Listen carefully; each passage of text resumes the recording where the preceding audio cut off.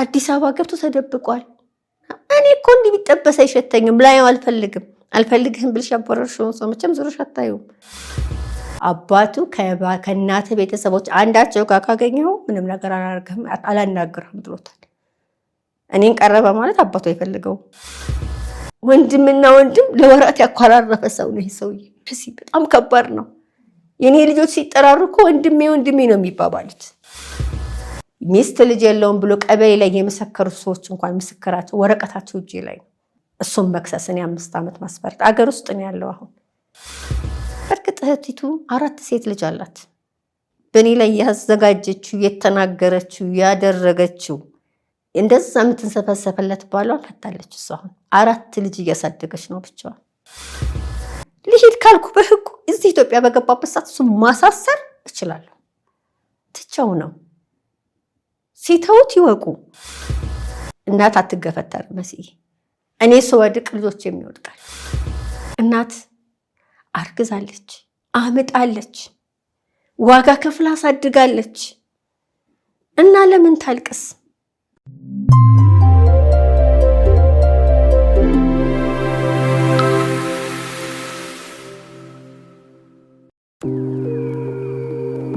በአሁን ጊዜ በመጠናቀቅ ላይ ያለ ቤትን ገዝቶ የራስ ማድረግ ብልህነት ነው። አስተዋይ ሰው ጊዜውንና ገንዘቡን ከብክነት ይጠብቃል። የብልሆች ምርጫ የሆነው ባማኮን ሪል ስቴት ለአይን የሚያሳሱ ውብ፣ ምቹና ሁሉ የተሟላላቸው በካሳንችስ በባምቢስና በአትላስ የገነባቸውን የመኖሪያ አፓርትመንቶችን እነሆ እያለ ነው። የካሳንችሱ ጋላክሲ የንግድና የመኖሪያ አፓርትመንትን በታላቅ ድምቀት አስመርቆ ቁልፎን እንዲረከቡ ጥሪ ሲያቀርብ በኩራት ነው። ከባለ 1 እስከ ባለ 3 የመኝታ ቤት አፓርትመንቶችን ይሄ ቀረ የሚባል ምንም እንዳይኖር ጥርት ጥንቅቅ አድርገን ገንብተን እየጠበቅኖት ነው።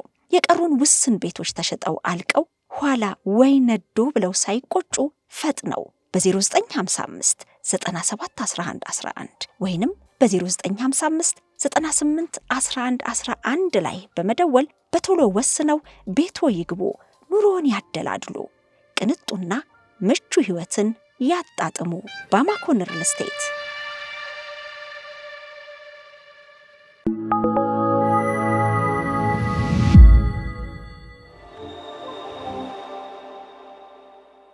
አንቺ ለ5 ዓመት ዘግተሽ ከ5 ዓመት በኋላ መጥቶ ይሄ ሰውዬ ደውሏና ቡቡ ሂድና ገደል ገባ ብለው ይገባል። ምክንያቱም ናፍቋል። ያሳለፉት 5 ዓመታቶችን በስቃይ ነው ያሳለፈው ልጄ። አባቱን አገኘ ማለት ለሱ ተአምር ነው። ሂድ አይደለም እኔን አያጣኝም እናቱ ነኝ ማግባትሽ ነው እንግዲህ ይመስለኝ። ለኔ እንደዛ ነው የማስበው። ያንን ሲሰማ ልጁ ላይ እርምጃ ወሰደ። ከዛ ያደረገው ማለት ነው። እኔ ቡቡዛ መሄዱን አላወኩም። እሱን ፍለጋ ከላይ ከታች ስል መስል የጓደኛው እናት እስኪ ድሮ የነበራችሁበት ሀገር ፈልጊው ቡቡ ምናልባት ወደዛ ሳይሄድ አይቀርም። ምክንያቱም ጓደኛ ለጓደኛ ወርተዋል። እናት ስለሰማች ይሄን ትለኛለች ስትለኝ እዛ ያለበት ያገኛቸዋል እያልኩበት ጋር ስደውል ትናንት ዳኮ ከአየር መንገድ ተቀብለ ነው ገብቷል ኮምቦልቻ። ሆይ ለምን ምን ሆኖ እንዴት ከኔ ጋር ተጣላ? የተፈጠረ ታሪክ የለ፣ የተፈጠረ ነገር የለ። ምን ሆኖ ነው? እንግዲህ ችግሩ የጀመረው እዚህ ጋር ነው። እስከዛ እኔ እንደ እናት ለልጆቼ መክፈል የሚገባኝ ዋጋ እየከፈልኩ ቤቢዬ እና ቡቡጌ ማለት ለእኔ ህይወቶቼ ናቸው። የእሱ መኖር አለመኖር እሱን አግኝ እያልኩ እየለመንኩት፣ እሱ ግን ከኔ ጋር ለማለያየት እዛው ላይ ሰርቶ ደም ግፊት ቢኖረኝ፣ ስኳር ቢኖርብኝ፣ የሆነ ነገር ቢኖር፣ የልብ ችግር ቢኖርብኝ፣ የኔ ልጅ ውጭ ወጥቶ ሲያድር አይደለም ማታ 2 ሰዓት ሲሆን ማደጉን እንኳን አላምንም። ወጣ ቀረህ እያልኩ የምከታተለው እናት ልጄን ከቤት አስወጣብኝ። ልጄ ወጣብኝ ያልኩት ለዛ ነው። ቡቡ ያንን ስላደረገ እናት በዚህ መጣች ሲሉስ በዚህ ነው የሚሮጠው። የኛ ይፈልግም አየሁት። እዛ መሆኑን አረጋገጥኩ። እንዴት ነው ብዬ ስጠይቅ አንዳንድ ጥሩ ያልሆኑ ነገሮች መስማት ጀመርኩ። ብድግ ብዬ እንዳልሄድ የኛው ትምህርት አለ። ስለዚህ ምን ማድረግ አለብኝ? ስራዬን አውቶማቲካሊ አበላሽ።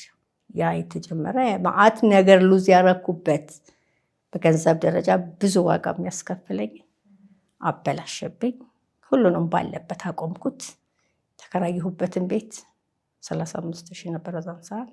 ዘግቼው የቤቢ መልቀቂያ ብቻ አውጥቼ፣ ምክንያቱም ቤት ተከራይቶ ካስቀመጠው ቡቡ አይመለስም፣ ትምህርቱ ግን መቋረጥ የለበትም። ባሉበት ሀገር ኮምቦልቻ መኖር ከፈለገ መብቱ ነው። ልጄ ተከትዬ እኔ ኮምቦልቻ ነው መኖር ያለብኝ እንጂ አዲስ አበባ አይደለም። ምክንያቱም የኔ ቦታ ልጄ ጋር ነው ስለማስፈልገው። ለአባቱ እናቴን አልፈልግም ብሎ ቢለው ታስፈልግሃለች ብሎ መመለስ ሲገባው እናቱን እኮ የማይፈልገው እሱ ነው እያለ ያወራል። እናቱ ተናዶባት ወጥቶ ሄደ። ልጅ እንዴ ካገባ 2 ዓመቴ እዚህ ዛሬ ምን አናደደው? ምን ተፈጥሮ? ምንም በሌለ ታሪክ ይህን የሚያደርገው ያልኩ በቃ። ስለዚህ ጀሚላ ኮምቦልቻ ተመለሽ። እዚህ ያለው ትዳርሽ ስራሽ? የለም ትዳሬ እዚህ ሀገር አይኖርም። ባለቤት አሜሪካ ነው የሚኖረው፣ ኢትዮጵያ ውስጥ የለም። እሱ ኢትዮጵያ መጥቶ በሄደ በ8 በ9 ወሩ ነው እንግዲህ ታሪክ የተፈጠረው። የሚገርመው ነገር ደግሞ ያ ነው። እሱ እኔ ባል ስላገባሁ ምንም አይገናኝም። መጣ፣ ለወራት ቆየ፣ ሄደ።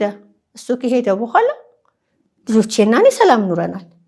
በቃ እኔ እሱን ለማገናኘት የከፈትኩት መንገድ ነበር። አባትና ልጅን ስልኬን ከፍቼ እባክህ አውራቸው ብዬ ነበር። የትምህርት ቤት ክፍያ ሊከፍል በደወለበት ነገር ፈለገ፣ መክፈል አልፈለገም። ትምህርት ቤት እሺ ቡቡ እንደዛ አደረገ። የቤቢ አይከፈልለትም እንዴ? የቤቢንም ክፍያ አቋረጠበት። እዛ በቃ የሁለቱንም መልቀቂያ ወጣሁና ይዤ ወደ ኮምቦልቻ፣ በቃ ኮምቦልቻ አዲስ አበባን ትቼ ወደ ኮምቦልቻ ተመለስኩ። ኮምቦልቻ ሄድኩኝ። መምጣቴን ሲሰማ ቡቡ፣ ምክንያቱም የዋሸው ውሸት አለ፣ አባቱ ጋር ያወራው ወሬ አለ። አባቱ ከእናት ቤተሰቦች አንዳቸው ጋር ካገኘው ምንም ነገር አላናግርህም ብሎታል። እኔን ቀረበ ማለት አባቱ አይፈልገው።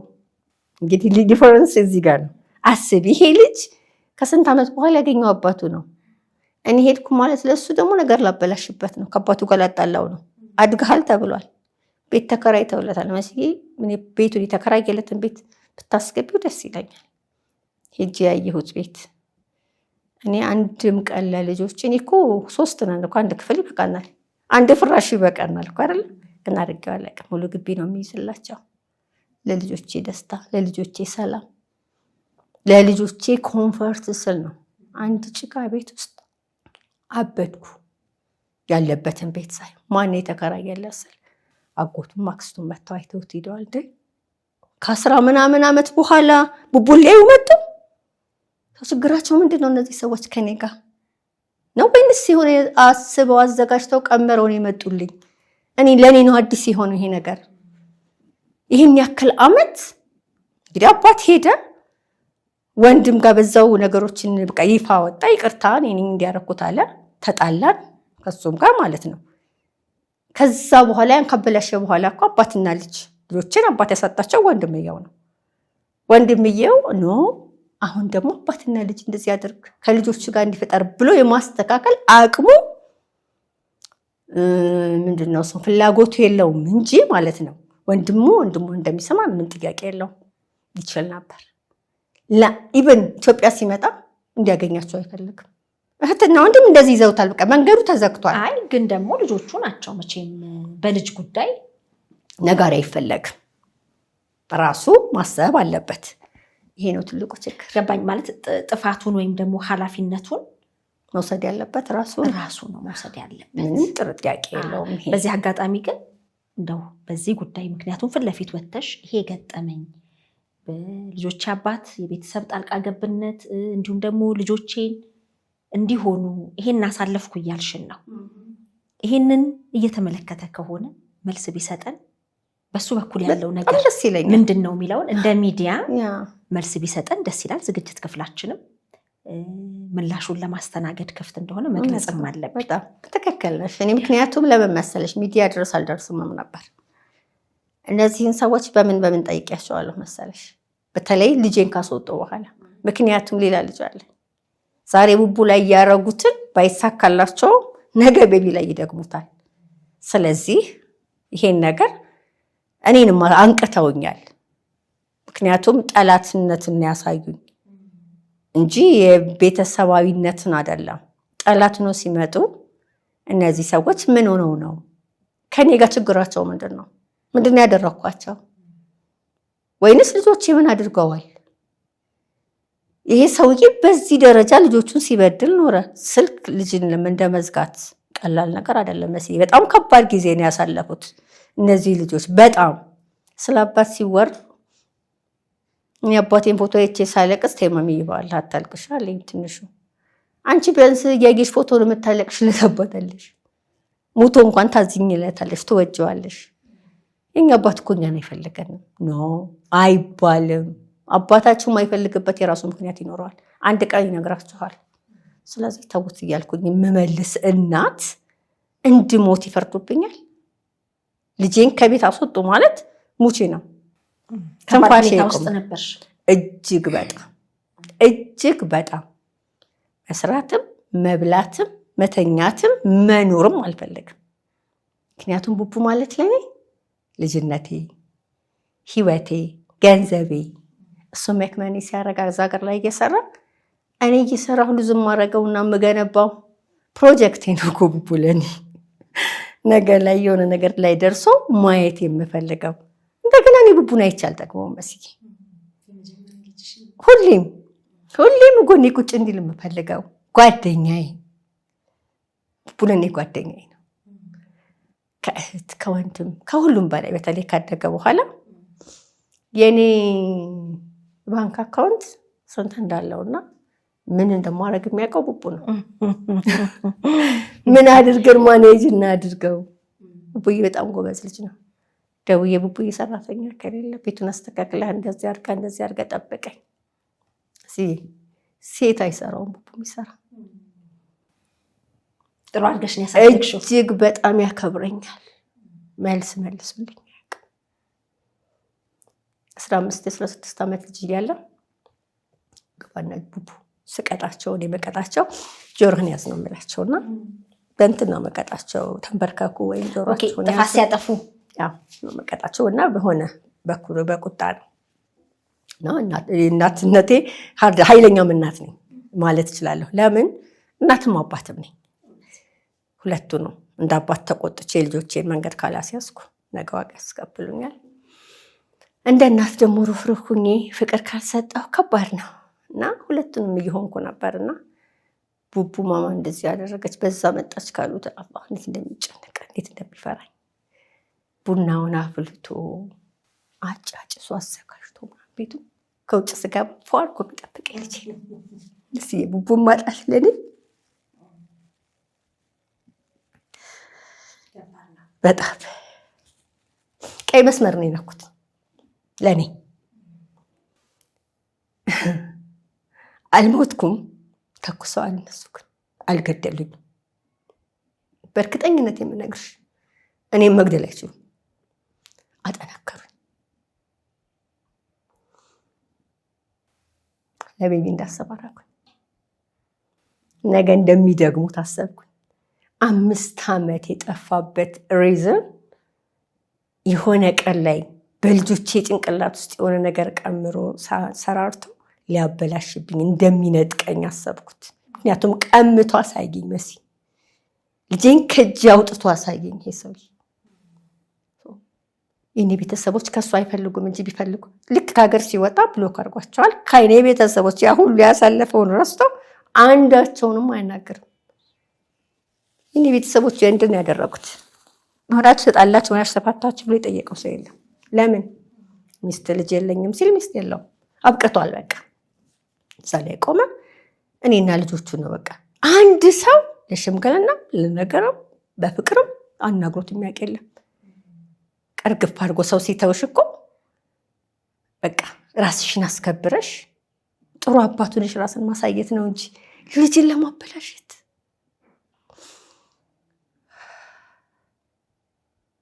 ቡቡዬን ጎዳና ከመጣል ላይ ተናነስም ያደረገው የሁሉ ዋጋ የከፈልኩበት ልጄን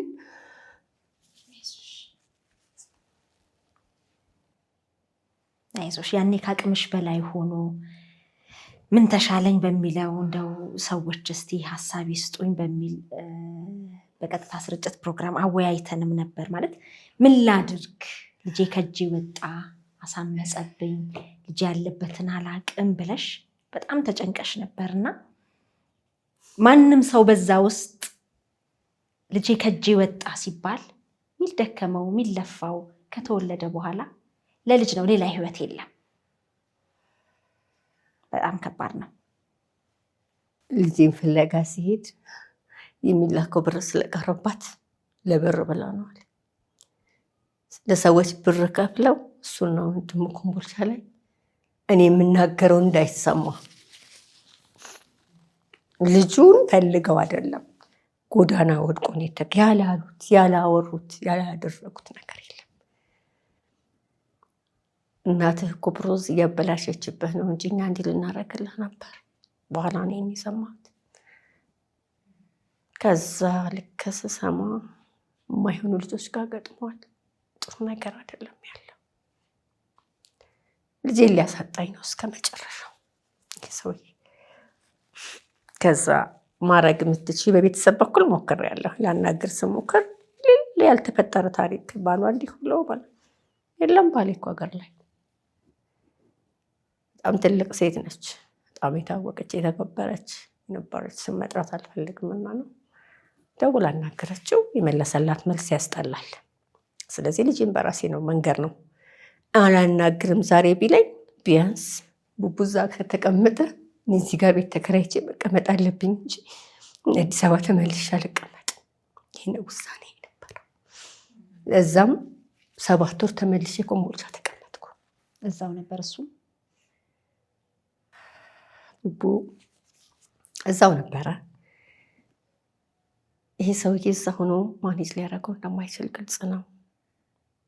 የሚውልበት ቦታ አብረውት ያሉት ሰዎች ለሰከንድ አብራቸው ለመሆን አይደለም ለምንም እንደማልፈልጋቸው የሚያውቁ ሰዎች ተከቧል። ልጁ እዚህ ጓደኞቹ፣ እዚህ አጎቱ፣ እዚህ አባቱ አጠገቡ እንዳልደርስ ከለከሉ። በምንም መልኩ ማግኘት አልቻልኩም ቡቡት። ከዛ የሆነ ሰው መጣና ዘመድ በጣም ማመሰግነው እስኪ የልጆቹ አባት ያድርገው፣ እኔ ልጅ አባት ነኝና እሺ እንዲህ አይነት ነገር ውስጥ አለ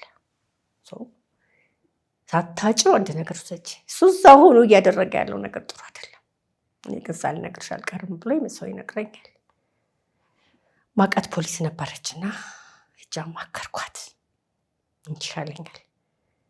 ልጄ ላጣም ነው የሰውዬ የኔ ጉዳይ መስሎት ነው እዛ ሆኖ እንደዚህ የሚያደርገው። ስለዚህ እንዴት ላደርግ ስላት በቃ በፖሊስ የሆነ እናስመጣውና እዚህ እናናግረው፣ ቢያንስ ይህን አይነት ነገር ስለማያውቅ ደንግጦ የሆነ ነገር ሊፈጠር ይችላል ትለኛለች። እንደውም ጥሩ ነው አንቺ ጋር እንደዚህ ብዬ አናገርኳት። ከዛ ካለበት ተይዞ እንዲመጣና አድገሃል ተብሏል። እሱ 18 ዓመት ሞላህ፣ ቤት ተሞልቶልሃል፣ ኑር በቃ እናትህ ትተውህ እንታደርግልሃለች።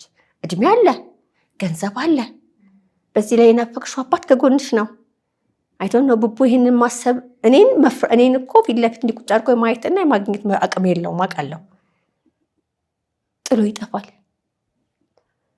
ትንሹ መሲ ቤቢ እሱ የሚገባበት ፑል ቤት ተከትሎ ሄዶ ቁጭ ይላል።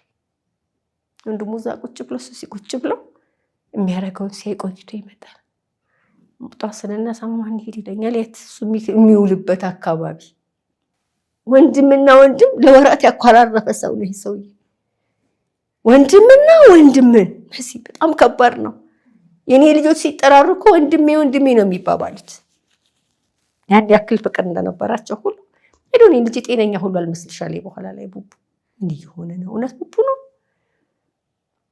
እጄ መጋፈጥ የማልፈልገው ፊት ለፊት የሚያከብራት እናቱ ሌላ ነገር ውስጥ እንዳንገባ ፈራሁ። በፖሊሷ በኩል ላናገርኩት፣ ተያዘና ሄደ ፖሊስ ጣቢያ ማለት ነው። ልክ እሱ ካስገባች በኋላ ደግሞ ያለ ስራ እሷ ስብሰባ ግቢ ተባለች። ስብሰባ ከሰዓት ሁሉም ተሰብስበው ሲገቡ ጂሚያ አንድ ቀን ቢያድር ምን ይሆናል እነግራቸዋለሁ ለፖሊሶቹ። ችግር የለውም ጠዋት በጠዋት ነይና እናናግረው፣ አሁን ከመጣ በኋላ ወደኋላ እንበል፣ እንደዛ ቢሆን ይሻላል ስትለኝ ቀሳመነችኝ። እሷም እናት ስለሆነች እንደገናም ያለው ኬዝ ቀጣዩ ረጅም ስለሆነ የነገርኳት ነገር ከዛ ጋር ለማቆም ብላ ነው። እና ኮማንደር ሶፊያ ትባላለች። ያ አጫፋሪ በዙሪያ ያለ በሙሉ ሆ ብሎ ተነሳብኝ። በገዛ ልጄ 1 ዓመት እንኳን ከጎኑ ያልነበረ 2 ወር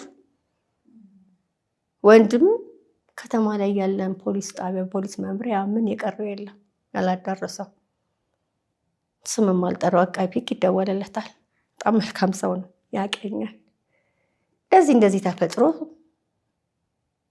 ፖሊስ ጣቢያ ነው ያለው፣ ዛሬ ማደር የለበትም ይላሉ። ያንን ሲሉት ማን ነው ልጁ? እንደዚህ ጀሚላ ልጅ። አዎ ጀሚላ ምክንያት ይኖራታል። ለብር ብል ነው። ለብር ብላማ ከሆነ እኮ ተቆራጭም ካቋረጠ ፍርድ ቤት ትሄዳለች። ቤት አለ አይደል እንዴ? ፖሊስ ጣቢያ ለምን ትሄዳለች? ይደርና ጠዋት እኔ ራሴ ቁጭ አድርጌ ጀሚላና ቡቡን አነጋግራቸዋለሁ። ስለዚህ እኔ ውስጥ እጄን አላስገባም ይላቸዋል። በአሁን ጊዜ በመጠናቀቅ ላይ ያለ ቤትን ገዝቶ የራስ ማድረግ ብልህነት ነው። አስተዋይ ሰው ጊዜውንና ገንዘቡን ከብክነት ይጠብቃል። የብልሆች ምርጫ የሆነው ባማኮን ሪል ስቴት ለአይን የሚያሳሱ ውብ፣ ምቹና ሁሉ የተሟላላቸው በካሳንችስ በባምቢስና በአትላስ የገነባቸውን የመኖሪያ አፓርትመንቶችን እነሆ እያለ ነው። የካሳንችሱ ጋላክሲ የንግድና የመኖሪያ አፓርትመንትን በታላቅ ድምቀት አስመርቆ ቁልፎን እንዲረከቡ ጥሪ ሲያቀርብ በኩራት ነው። ከባለ 1 እስከ ባለ 3 የመኝታ ቤት አፓርትመንቶችን ይሄ ቀረ የሚባል ምንም እንዳይኖር ጥርት ጥንቅቅ አድርገን ገንብተን እየጠበቅኖት ነው። የቀሩን ውስን ቤቶች ተሸጠው አልቀው ኋላ ወይ ነዶ ብለው ሳይቆጩ ፈጥነው በ0955 97 11 11 ወይንም በ0955 98 11 11 ላይ በመደወል በቶሎ ወስነው ቤቶ ይግቡ፣ ኑሮን ያደላድሉ፣ ቅንጡና ምቹ ህይወትን ያጣጥሙ። ባማኮን ሪል ስቴት። ፖሊስ ጣቢያ የመሄዱ ምክንያት አንድ እንዲመከር ነው፣ ለማነጋገር። እኔ ቡቡ ማግኘት አልቻልኩም። እኔ በዚህ ሴት በዚህ ይጠፋል። ቤት ያከራየችው ሴትዮ በጣም መጥፎ ሴት ነች። ምናልባት የከፈሏት ብር ሊሆን ይችላል፣ አላውቅም። ቤቢን እንኳን እዛ ግቢ እንዲገባ አትፈቅድለትም። ለምን? አባትየው እንዳታስገቧቸው ብሎ ከልክሏል። ሲቀጥል እንደገና በቃ በቡቡ ዙሪያ አንድ ደግሞ በጣም የሚገርም ጓደኛ አላቸው። ጓደኛ ስልሽ አሁን በአሁን ሰዓት ላይ የአባታቸው ጓደኞች የወንድሙ ጓደኞች የነበሩ ናቸው። አባትየው ድሮ ጓደኞቹ አንድ እንኳን ከጎኑ የለም እና ከሱ እድሜ በታች ያሉ አዳዲስ ሰዎች ናቸው። እኔን የማያውቁኝም ልጆቹን የማያውቁ አሁን ጓደኛ ብሎ የሚጠራቸው ማለት ነው። እና ይሄ ሰውዬ ምን አደረገ? ቀጥታ ወደ ማን ይሄዳሉ? ወደ ምክትል ከንቲባው አቶ ወንደሰን፣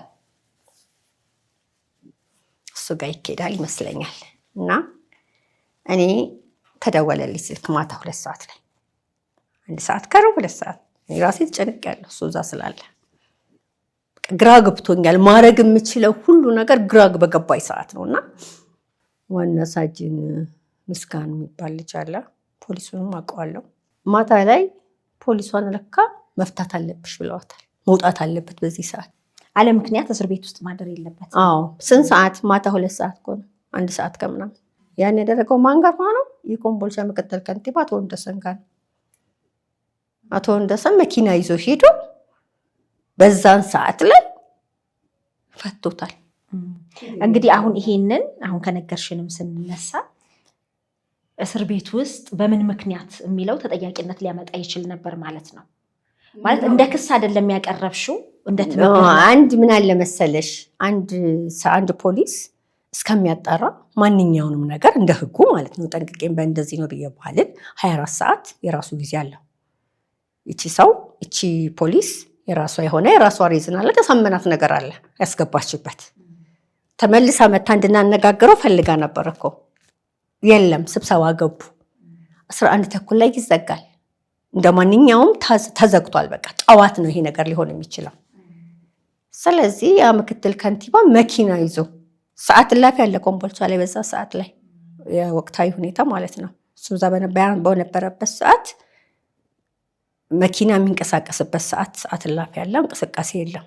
በቃ በጊዜ ከተማው ጭር የሚልበት ጊዜ ነው ከነበረው ሁኔታ አንጻር ማለት ነው። እና ፖሊሱ ደውሎ እንደዛለኝ ምንም አላልኩ። እሺ አድርጉት አልኩት።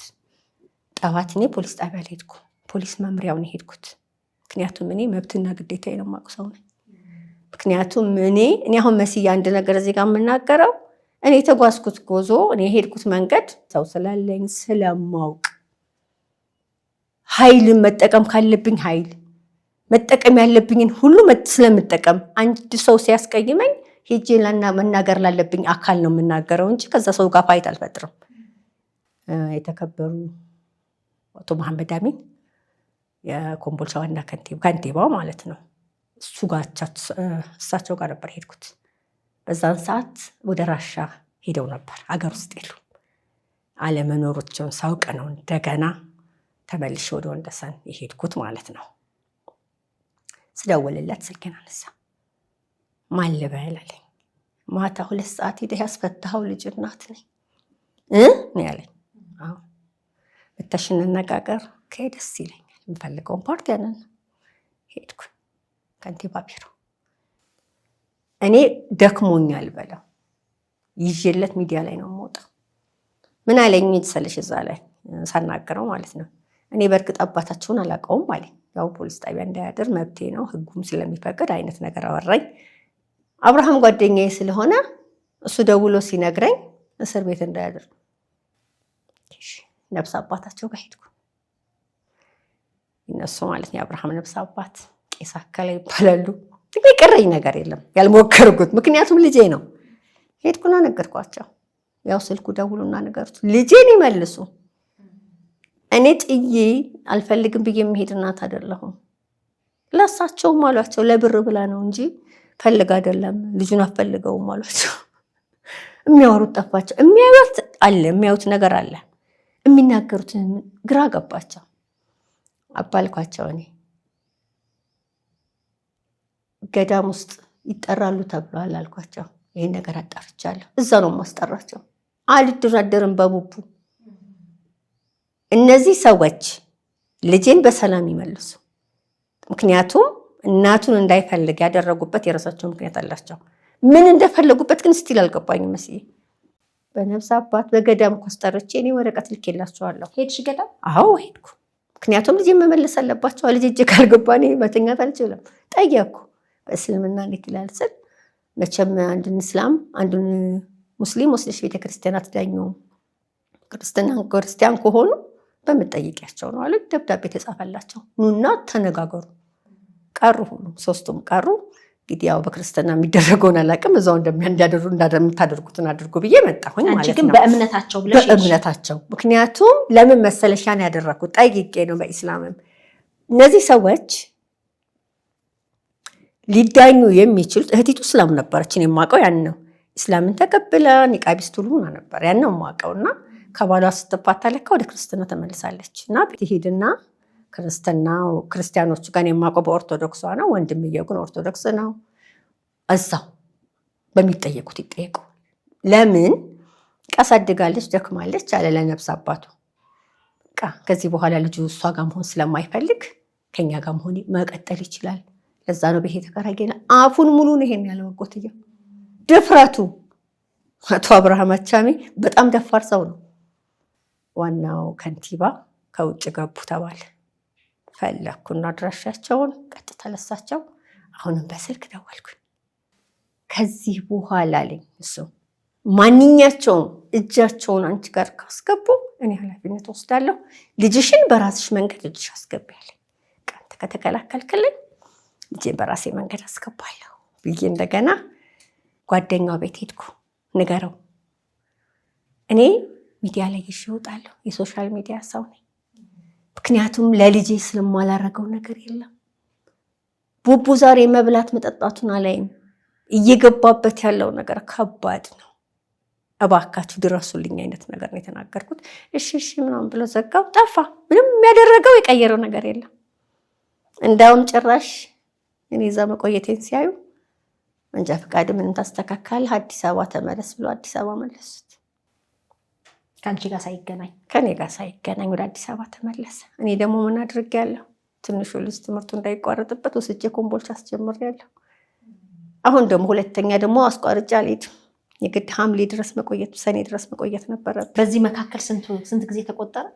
8 ወር አጠቃላይ ማለት ነው።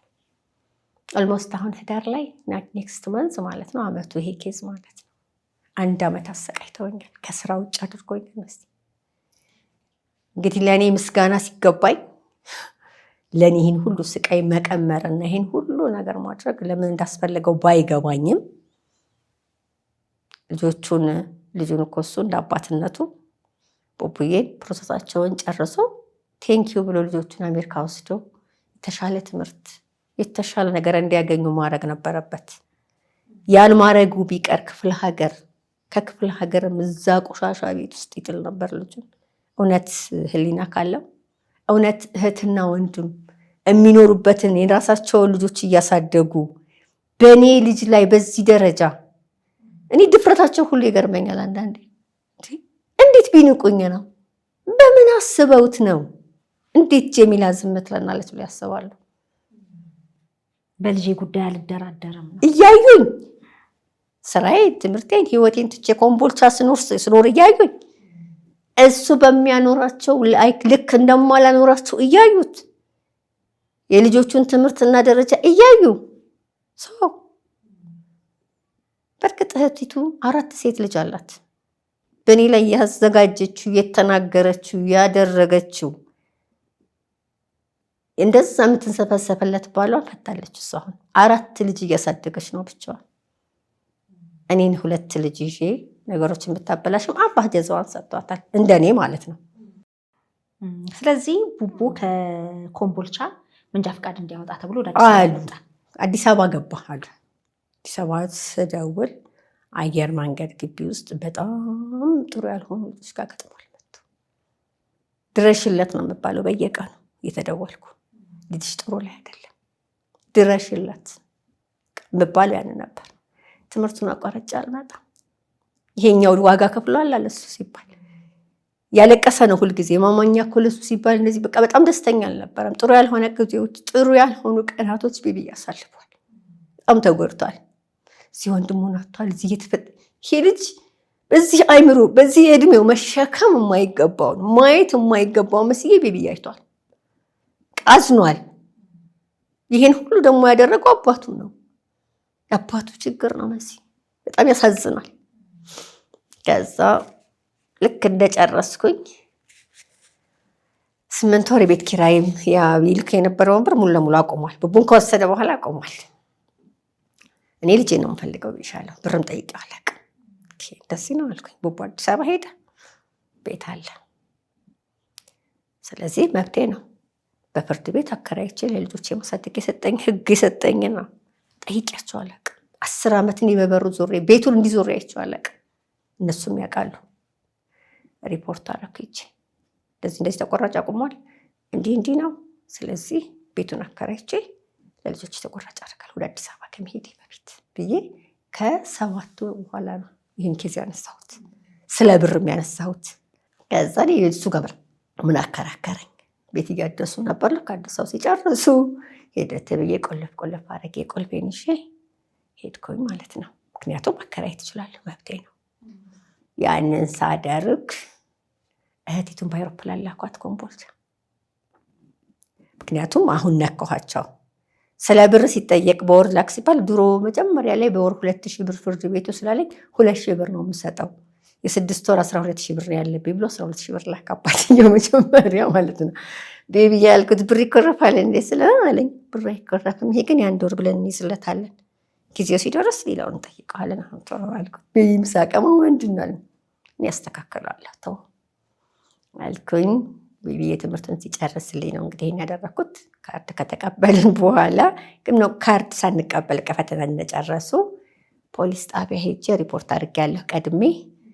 ከዛ እህቲቱ መጣች ሪፖርት ልታደርግ። ስትመጣ ቀረበች። ከ10 ምናምን ዓመት በኋላ ያየኋት ራሱ እንደዚህ ተያይተንም ተገናኝተንም አናውቅም። ከዛ እዛ ቦታ ላይ በቃ ምንድን ነው ሲባል እኛ የውርስ ያገኘ ነው ምናምን ስትል እንዴ ሰውየው ቢኖር እኮ አሁን ይታሰር ነበር።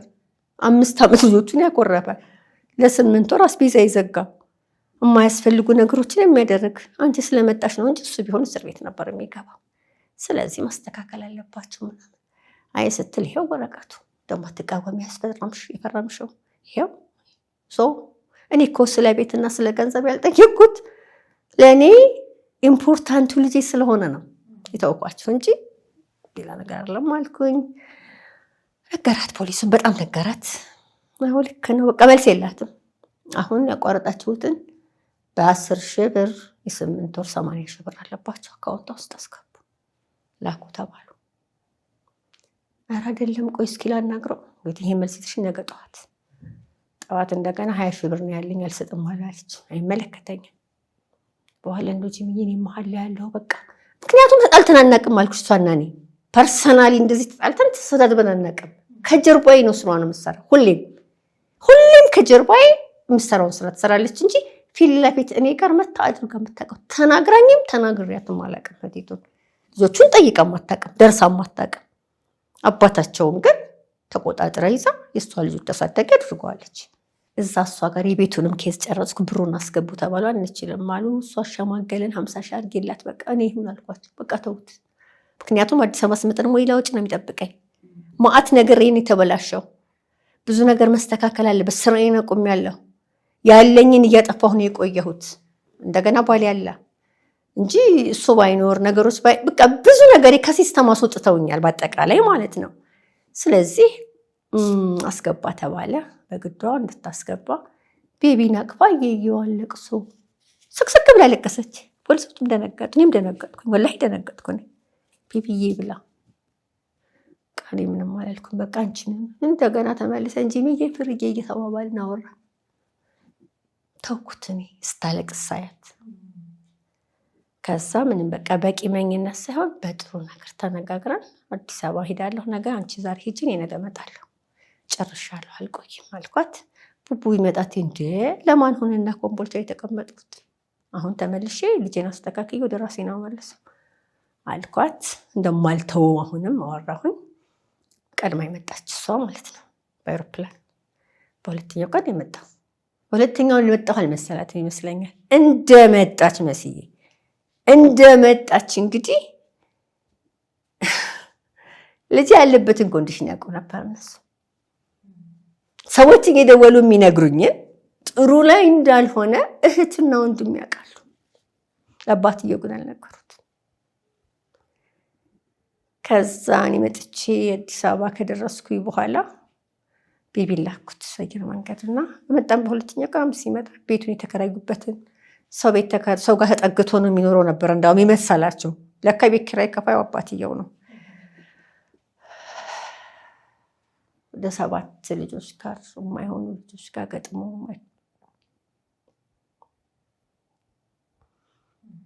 ዙሪያው አይተውት አያውቁም። በጣም ከስቷል፣ ከሰውነት ወጥቷል። እሷ እንዲህ አድርጎ እንዲህ ሆኖ በቃ አንቺ እንዳልሽው ያኔ እኮ አንቺ ያልሽው ሆነ በቃ እዛ ነገር ውስጥ ገብቶ የማይሆኑ ሰዎች ጋር ገጥሟል። አሁንም እዚህ ምናምን ብላ ጭራሽ አሁኑኑ በቃ ሂጂና ልጁን ውሰጂው ወደ ቤት፣ በቃ ቤቱን ተለቆ ቤት አከራይቱ ከዚህ በኋላ ልጆቹ እንዳይቀመጡ ያከራይሁት ለአንድ ልጅ ነው፣ ግን የዱርዬ መጠራቀሚያ ስለሆነ ቤቱ ጎረቤቶቹ እየተናገሩ ስለሆነ የማይደረግ የማይገባ ምናምን ነገር የለም ቀምልሽ ልቅ ልጅ ያ ሁሉ ዋጋ የተከፈለለት ልጅ እና አከራይዋ ቤቱን ልቀቁ ብላለች።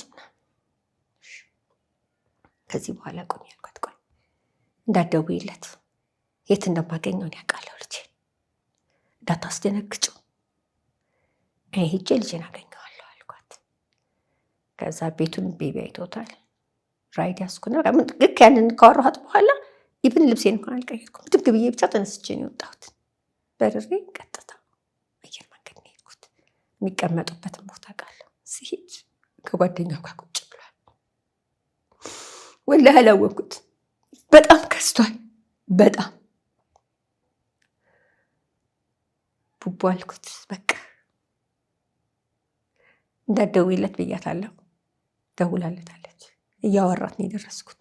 ዘወር ሲል ራይድ ውስጥ ናየኝ ጓደኛው። በቃ አልኩት፣ በቃ አይበቃም ለአባትህ ካሁን በኋላ እንዳትደውል አለችው። ደውላ አባትህ ሰምቷል፣ ባለጌነትህን የምትሰራውን ስራ ስላወቀ እንዲህ አድርጓል ተብሏል። አከራይቷ ስለተናገረች ሰው ሰብስበህ ቤትህ ላይ የተደረገውን ነገር ስለሰማ ተናዷል፣ እንዳትደውል አባትህ ጋር ያለችው። ለካ እንዲች አድርገው አውጥተው ጣሉት። ቀጥታ ሄጄ ልጅን አነሳሁት እና ቀጠል ቤቱ እንዴት ቤታቸው ሲሄድ ያው የተባለው ነገር ብቻ ጥሩ ያልሆነ ነገር አየሁኝ። በጣም ከባድ ነበር ለኔ። በጣም ለቀናት ልክ አልነበርኩም። በቃ የማደርገውን ሁሉ አላውቅም ነበር ለቀናት። ግን እዛ የተባሉ ልጆችን አባረርኩኝ። ደንግጧል። መልስ አይሰጠኝም። ለኔ ጋር አይነጋገርም። ዝም አለ። ቁጭ አለ። ቤቴን ትቼ እሱ ጋር ገባሁ። ምንም ቅያሪ ልብስ እንኳን ይዤ ሄድኩት 2 ልብስ ነው። እዛው እሱ የተከራየበት ቤት። ምክንያቱም ሰው መሆን አለብኝ የግድ ነው። ና እንሂድ ብዬ እሱ ጋር መከራከር አልችልም። ስደውልላት አይ በቃ ቤቱ ይለቀቅና አለችኝ። እቃውን ወደዛ ወሰዱት ምናምን።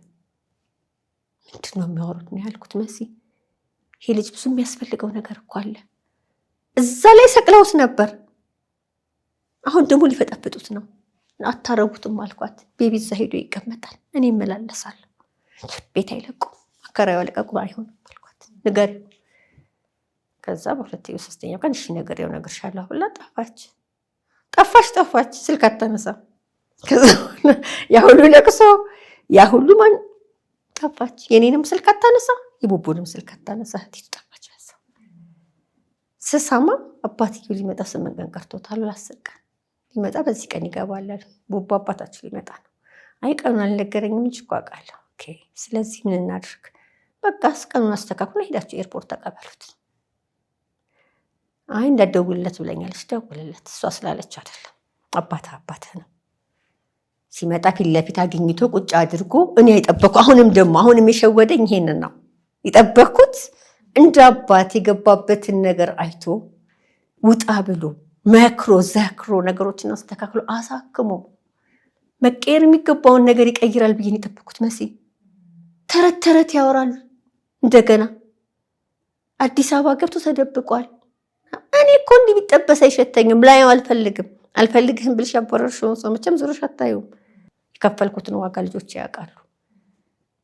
የፍሬ ልጆችና የአብርሃም ልጆች ይሄን ነገር እንዲያውቁ ትፈልጋለሁ። የነሱ አጎት ለነሱ የሰጠውን ቦታ ለልጆቹ ሰጥቶ እንደማያውቅ፣ የነሱ አባት የልጆች አባት የልጆች ያላባት የመቅረት ምክንያት እንደሆኑ፣ ፍሬ የምትባለው እህቱ ልጇን ሳሊን ዱባይ ልካ ስታስተምር ለአንድ ቀን ምሳ ልጆቹን ጠርታ ማታውቅ፣ ለአንድ ቀን ለልጆቹ ስልክ ደውላ ማታውቅ አክስት ነች።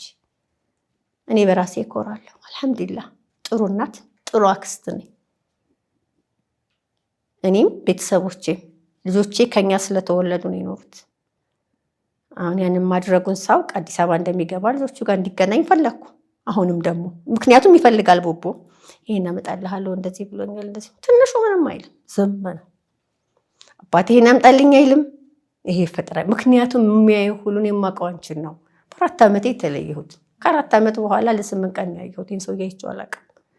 ሰውኔ ቀርቤ እንደ አባት ባወራው ደስ ይለኝ ነበር።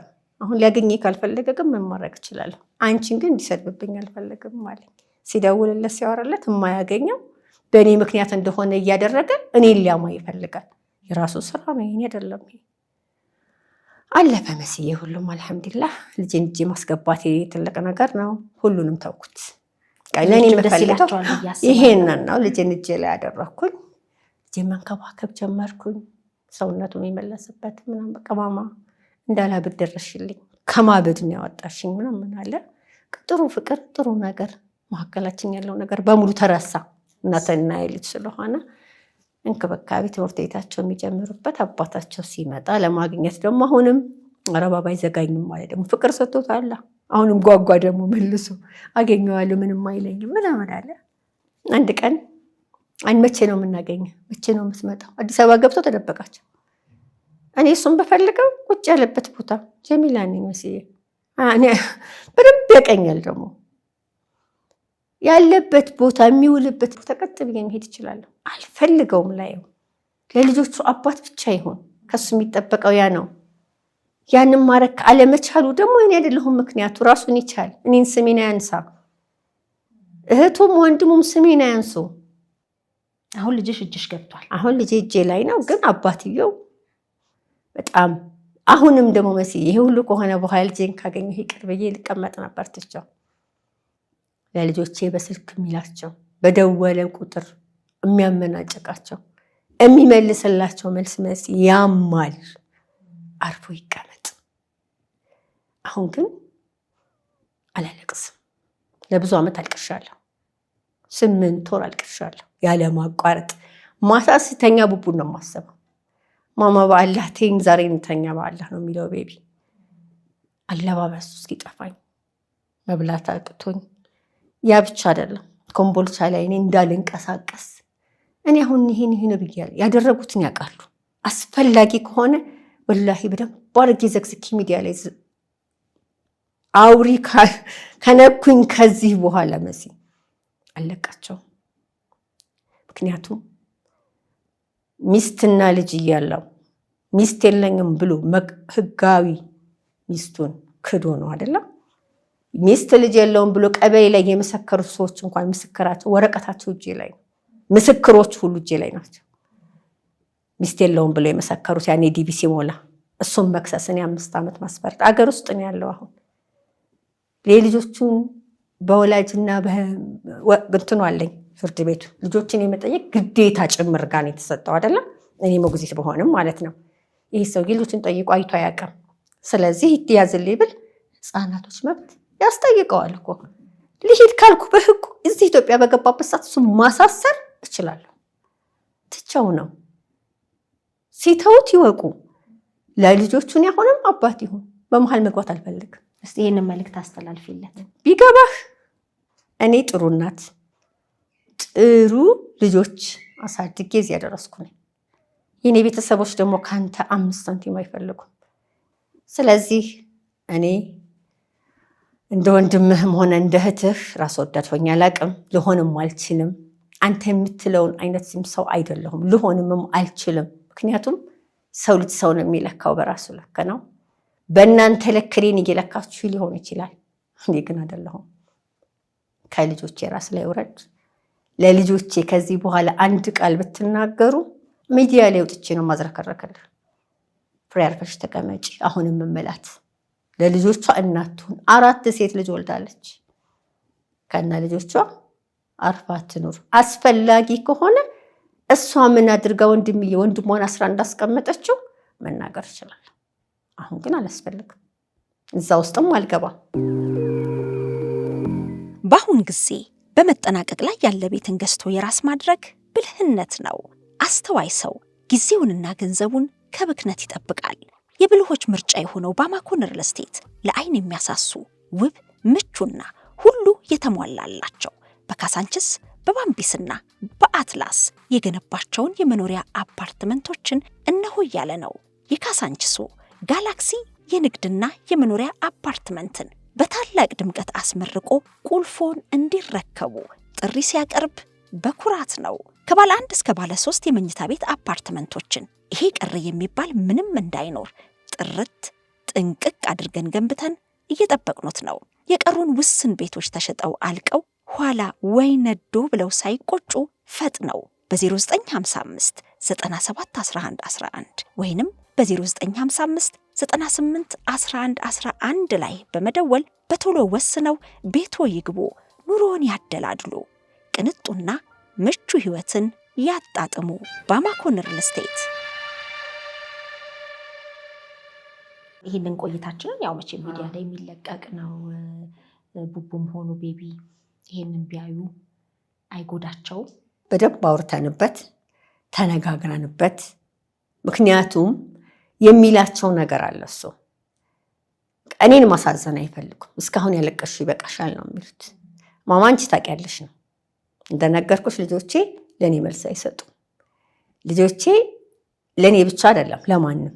እና ደግሞ አሁን እዚህ ጋር ዋና የመጣሁበት እንደገናም ይሄንን ለማድረግም እኔ አሁን ይሄን ሁሉ ስናገር እኔ ሰው ስላለኝ ገንዘብ ስላለ ይሄን ሁሉ 11 ዓመታቶችን ብቻዬን ልጆቼን ሳሳድግ ብቻዬን አይደለሁም፣ ሰው አለኝ። በእኔ ቦታስ ግን ያለችው እናት ቤተሰብ የሌላት ምንም የሌላት ይህን ማድረግ የማትችል እናት ብትሆን ሞታለች። ልጆቿም ጎዳና ወጥተዋል።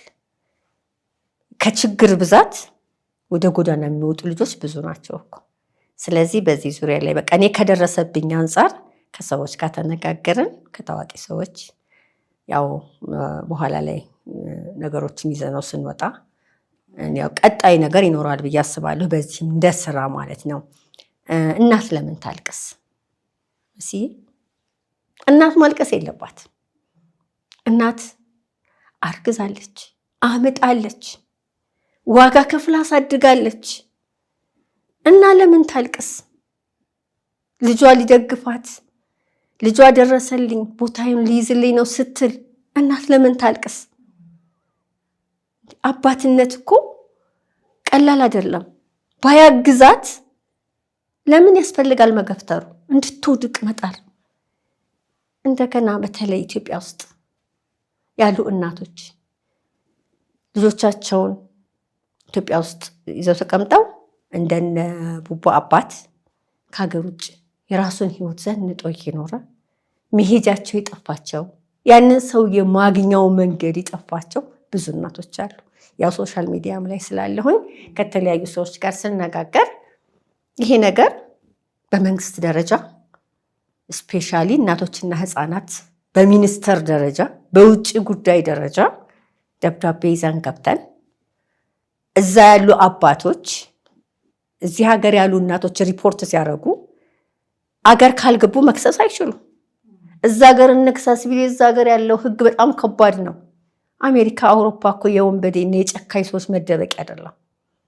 እዛ ባሉበት ሀገር የሚጠየቁበት መንገድ እንደ መንግስት ቢሰራበት ብለን አስበን እናት ለምን ታልቅስ በሚል መርህ ይሄንን ይዘን ሚኒስትሮች ጋር ገብተን ይሄ መንገድ የሚዘረጋበትን ባሉበት ሀገር የሚጠየቁበትን ከኔ ይጀምራል። ይሄንን ሐሳብ በፕሮጀክት ደረጃ ይዘን እንደ መርህ ይዘን ማለት ነው። ሲጀመር ከኔ ነው የሚጀምረው። እኔ እነ ቡቡን አባት ለረጅም ዓመት እንዳልኩሽ አልጠየቅኩት። አሁን ግን ባለበት ሀገር እንዲጠየቅ እፈልጋለሁ። ባለበት ሀገር እንዲዳኝ እፈልጋለሁ። እሱ ዜግነቱን ሲቀይር ለልጆቹ አብሮ ፕሮሰስ አድርጎ ፓስፖርት ማውጣት ሲችል የጭካኔው ጥግን እያሳየ እድሜ ልኩ ሊኖር አይችልም። በቃ ደክሞኛል መሲ፣ አልችልም ከዚህ በላይ። ስለዚህ እኔ ጀምረዋለሁ። እኔ ጋር ግን እኔ ብቻዬን አይደለሁ። አብረውኝ ይሄን ነገር የሚያንቀሳቅሱ በዚህ ላይ እኔ ጋር አብራችሁ ልጆቻችሁ ውጭ ሀገር ልጆችን ይዛችሁ ተቀምጣችሁ አባቶቻቸው አድራሻቸውን እያወቃችሁ አንረዳም፣ አናግዝም ኦር ደግሞ ከልጆቻቸው ጎን መቆም አንችልም ያሉ አባቶች ያሏችሁ በውስጥ መስመር አገኙኝ። ስልኬ መሲ ጋር ይገኛል። በውስጥ አገኙኝ። ይሄን ነገር ተነጋግረን አብረን መፍትሄ መፈለግ አለብን። እንደ መንግስት ደረጃ የመንግስትም እናት እኮ እናት ነች። መንግስትንም ደረጃ የምትወልደው እናት ነች። እናት ለምን ታለቅሳለች? እናት ካለቀሰች ልጇ አበደን ደስተኛ ሊሆን አይችልም። የእናት ማልቀስ መስዬ በብዙ ነገር ጥፋት ነው። አገር ያለቅሳል። እናት እህትም፣ ልጅም፣ ሚስትም ሁሉ ነገር ነች እናት። አገር የተመሰለው በእናት እኮ ነው። እውነት ነው። ስለዚህ ለምን ታልቀስ በሚል እናት ማልቀስ ይቁም። እኔ ከጎናቸው ነኝ። እኔ ጀምረዋለሁ ባለበት ሀገር እንዲጠየቅ። ምክንያቱም አገር ላይ ነው። አሁን ኢትዮጵያ ውስጥ ነው ያለው። እዚሁ እያለ የሚጠየቅበትን መንገድ አስተካክላለሁ። መከፈል የሚገባውን ዋጋ ሁሉ ከፍላለሁ። እኔ ስለከፈልኩ ግን እኔ አቅሙ ስላለኝ ግን ብቻ አይደለም። አቅም የሌላቸውም ይሄን ነገር ላይ መንግስት ሊያግዛቸው ይገባል። ህፃናትና እናቶች በዚህ ዙሪያ ላይ ያለውን ነገር በሚኒስተር ደረጃ ሊሰራበት ይገባል። መሲ በጣም ከባድ ጊዜ ስላሳለፍኩኝ እኔ ሰው ኖሮኝ ሰው የሌላቸው መታገዝ አለባቸው ብዬ አሳድገን ደግሞ ለመገፍተር እናት አትገፈተር መሲ። እኔ ስወድቅ ልጆች የሚወድቃሉ። የኔ መውደቅ የኔ ብቻ አይደለም። እኔ ጠባቂ አላህ ነው። እናት ስትወድቅ ልጆቿም ይወድቃሉ። የእናት ጥንካሬ የልጆችም ጥንካሬ ነው።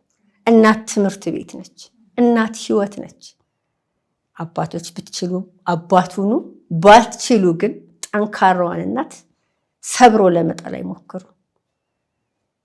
በዚህ መሃል ውዱ ባለቤቴ አላህ ክሶኛል፣ አንተን አላህ ሰጥቶኛል። ላመሰግንህ ላከብርህ ፈልጋለሁ። ምክንያቱም እኔ በቡቡ ጊዜ ጓደኛ፣ እናት፣ እህት፣ ወንድም ሁሉም ከሚሆኑ ልይ በላይ ሆኖ ያን ክፉ ቀን አብሬ እንዳልፍ አድርጎኛል። በዚህ ላይ አንዳንዴ እዚህኛው ይሄኛው በዚህ ልክ ቢያስለቅሰኝም የልጅነቴ ጓደኛዬ ነው፣ አብሮ አደጌ ነው እና ውዱ ባለቤት ያመሰግናለሁ። ባለቤትሽ አሁን ያሁኑ ባለቤት አብሮ አደግሽ ነው? አብሮ አደጌ ነው፣ የቃቃ ባሌ ነው እና አሁን ዛሬ ላይ አልሐምዱሊላህ ደስተኛም እንደሆነ የደስታዬ ምንጭ ሆኗል። እንኳን አገባሁ እንኳን ሆነ ብዬ እንድል አድርጎኛል። ምክንያቱም አንዳንዴ የሆነ ነገር ስትናገሪ ከእህትም ከእናትም ከምንም በላይ እኮ የባሎቻችን ድጋፍ ያስፈልገናል እና ደገፈ ማድረጉ በንግግርም በገንዘብም በሁሉም አለሁሽ ማለቱ ለእኔ ትልቅ ነገር ነው። ባለበት አላህ ደህና ያድርገው። አሜን። በጣም አመሰግናለሁ። እኔም በጣም ነው የማመሰግነው። አንቺም እዚህ መተሽ ያሳለፍሽበትን የሆነውን ሁሉ አጫውተሽናል። እጅግ በጣም ከልብ አመሰግናለሁ። ምናልባት በስም የተጠቀሱ ወይም እንዲያደርገዋል የተባሉ መልስ መስጠት እንፈልጋለን ካሉ ዝግጅት ክፍላችን ምንም ጥያቄ የለውም። እዚህ ጋር ደግሞ መስዬዋ እኔ ወደ አንቺ እንድመጣ ያስገድደብኝ ቅድም ጀምሬልሻለሁ። በዘመዶቿ አስጠይቂያለሁ፣ በነፍስ አባቷ አስጠይቂያለሁ ብልሻለሁ። አሁን ኢትዮጵያ ከመጣ በኋላ ይሄ እንድታስገቢልኝ የማፈልገው ማለት ነው ስሟን የማልጠራት አገር ውስጥ በጣም አገር መምራት የምትችል የእሱ የቅርብ ዘመድ የሆነች ገሌ ብዬ መጥራቱ አስፈላጊ ስላልሆነ ነው። ትደውላለች በልጅህ ዙሪያ። ምክንያቱም ልጆቹ ያሉበትን ኮንዲሽን ጠንቅቃ ስለምታውቅ ስለነገርኳት፣ ከዚህ በፊት ያግዘኝ የነበረ የእሷ ወንድም ነበርና ስለሚያውቅ በሚኒስትር ደረጃ ሰርታለች ኢትዮጵያ ውስጥ። በጣም ትልቅ ሴት ነች። እንኳን የኛን ኬዝ አይደለም የማንንም ኬዝ መፍታት የምትችል ሴት ነች። እቤቴ ነውና ተነጋገሩ። ይሄንን ነገር ከኔ አልፈም የምን ሚዲያም አያስፈልገው ምንም አያስፈልገው፣ በእኔ በኩል እንጨርስ ብላ እኔን አቆመችኝ። ውጭ ትሄድ ነበር፣ ደርሳ መጣች። ደወለችለት፣ አያነሳም። ሜሴጅ ላከችለት። በልጆቼ ጉዳይ የሚያስፈልገውን የማደርገው ራሴ ነኝ እንጂ ማንም ሰው አይመለከተውም። ይሄ ማለት ለሽምግልናም ለነፍስ አባትም ለገዳማትም ካልተመቸ ሕግና ሕግ ይፈተዋል ማለት ነው አይደለም? ምክንያቱም እኔ የምቆም ሴት አይደለሁም። መሲህ በቅቶኛል። ትቼው ለ11 ዓመት ቆይቻለሁ። እውነት ነው። አይ አሁን እዚህ ጋር ስም ስለተጠቀሰ መልስ ሊሰጡ ከቻሉ ዝግጅት ክፍላችን ክፍት ነው የሚለውን ማሳወቅም ስላለብን ነው። ትልቅ ደግሞ ያነሳሽው ነገር እናት አታልቅስ የሚለውን እንግዲህ ከፍ ባለ ሁኔታ ግንዛቤን በሚያስጨብጥ የእውነት ተረድተውት እንግዲህ ለእናት ማልቀስ ምክንያት የሆኑ ሰዎች ከዛም ድርጊታቸው ይቆጠባሉ፣ መለስ ብለው ስለ እናት ያስባሉ ብዬ አስባለሁ።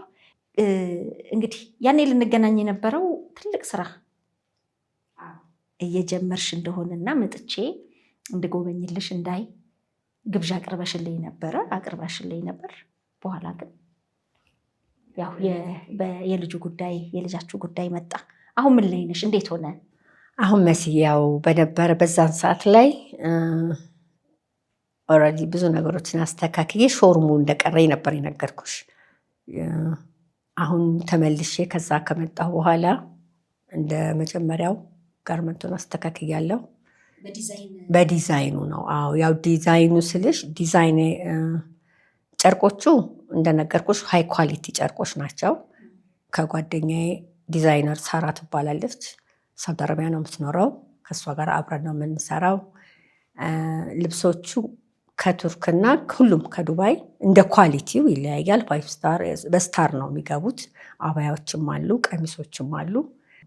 አንድ አርቲስት ኦር ደግሞ አንድ ዩቱበር ወይ ቲክታከር ለራሱ ወይም ደግሞ የሆነ ኦኬሽን ያለው ሰው መጥቶ ሲጠይቀን በራሱ በልኩ ስናሰራለት የሚገዛይ ዲዛይኑ ነው፣ ልብሱን ብቻ አይደለም። ያ ዲዛይን የእሱና የእሱ ብቻ ነው የሚሆነው። በዛ ዲዛይን መሰረት የሚፈልገውን ያክል ልብስ ለ3ም ለ2ም ለራሱም ለአንድም ሰው ሊሆን ይችላል ይሰራል። የድጋሚ ለሌላ ሰው ማሰራት ቢፈልግ የዛ ሰው ፍቃድ ያስፈልገዋል እንጂ ያን ዲዛይን ከፍሎበት ከሱ ውጭ ያንን ልብስ የትም ቦታ አይለበስም፣ ትልቅ ቦታ አይሰራም። አሁን ከተመለስኩ በኋላ ያው ካቆምኩበት ቀጥያለሁ። እንደነገርኩሽ ተከፍቷል። አሁን ኦልሬዲ ጨርሻለሁ፣ ስራዬን ጀምሬያለሁ። ሾሩሙ ያው 30 ሜትር ጋር እንደባለፈው እዛው አካባቢ አስተካክያለሁ። መተው የሚጎበኙም ካሉ እንደዚሁም ደግሞ አሁን ያስፈልገኛል ገዛቸው ማለት ትዕዛዝ እኔን ለማገዝ ማንኛውም ሰው መልበስ የሚፈልገውን ፕሮግራም ካላቸው ላለው ፕሮግራማቸው። አሁን በቅርብ ደግሞ የቲክቶክ አዋርድ አለ መሰለኝ። እዛ ላይ ቲክቶከሮች ማቃቸውም አላውቃችሁም ለእናንተ አግዙኝ። እናንተ ብታዙኝ ሞር የተሻለ ጥሩ ነገር በእርግጠኝነት ይወዱታል። እንደገና ደግሞ ኖርማልም የሚፈልግ ሰው ልብስ ማሰራት የሚፈልግ ሃይ ኳሊቲ ማለት ነው። ጨርቁ ከቱርክና ከዱባይ ነው የምናስገባው። ብዛት ግን ቱርክ ነው። ያው ኢትዮጵያ ውስጥ ሌክቸር እቃዎች በብዛት አይገቡም አሁን ላይ። ያንን አይነቱን ኢትዮጵያ ውስጥ ብንሰራው ጨርቁ ራሱ ነው። ሃይ ኳሊቲ የሆኑ ጨርቆች ናቸው። የሴትም የወንድም እንደ አስፈላጊነቱ እየሰራን ነው። ኦልሬዲ ጀምሬያለሁ ስራዬን። ስለዚህ እኛ መጠን እንጎበኝሻለን በደስታ። እኛ ከመምጣታችን በፊት ይህንን ፕሮግራም ለሚከታተሉ እንዲያዙ በምን ያገኙሽ ታዲያ? ትዕዛዙን ለማስተላለፍ ስልኬን አስቀምጣለሁ አንቺ ጋር።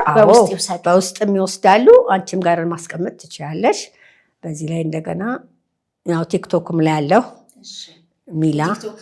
ሚላ ነው።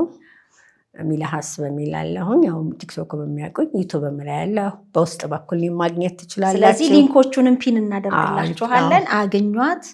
ኳሊቲ የሆኑ ጨርቆችን ይዘናል። በተለየ መልኩ እየሰራን ነው ብላለች ጀሚላ። ስለዚህ እዘዟት። እኛም ደግሞ በቀጣይ ፕሮግራም ሄደን ስራ ቦታዋ እንዴት ነው የሚለውን እናስጎበኛችኋለን። ዘለግ ያለ ቆይታን ያደረግነው በጣም አመሰግናለሁ። መስዬኔን በጣም ነው ብዙ ማመሰግነው። ሰዎች ይማሩበታልን ብዬ አስባለሁ። እዚህ ጋር አንድ ነገር መጨመር የምፈልገው አንቺንም በጣም አመሰግናለሁ። እንደ ጓደኛ እንደ እህት አሁን ላይ እንደዚህ ሁሉንም ስነግርሽ መጀመሪያም በፈለግኩት ሰዓት ላይ መስዬ እንደዚህ ሆንኩ ስልሽ እንደ ሁሉም ብርታቴም ነሽ። በጣም ነው የማመሰግነው። በጣም ከልብ ያመሰግንሻለሁ። የልጆችሽ እናት ያርግሽ። እግዚአብሔር ያክብርልኝ። እኔም አመሰግናለሽ መስዬ። ቴንኪው። ውድ የሸገር ኢንፎ ሚዲያ ተከታታዮች የ2018 የአዲስ ዓመት እቅድ ልንገራችሁ። ቤተሰቦቼን ወደ 1 ሚሊዮን ማድረስ ነው። ይህ መቼም ከባድ ይሆናል ብዬ አላስብም።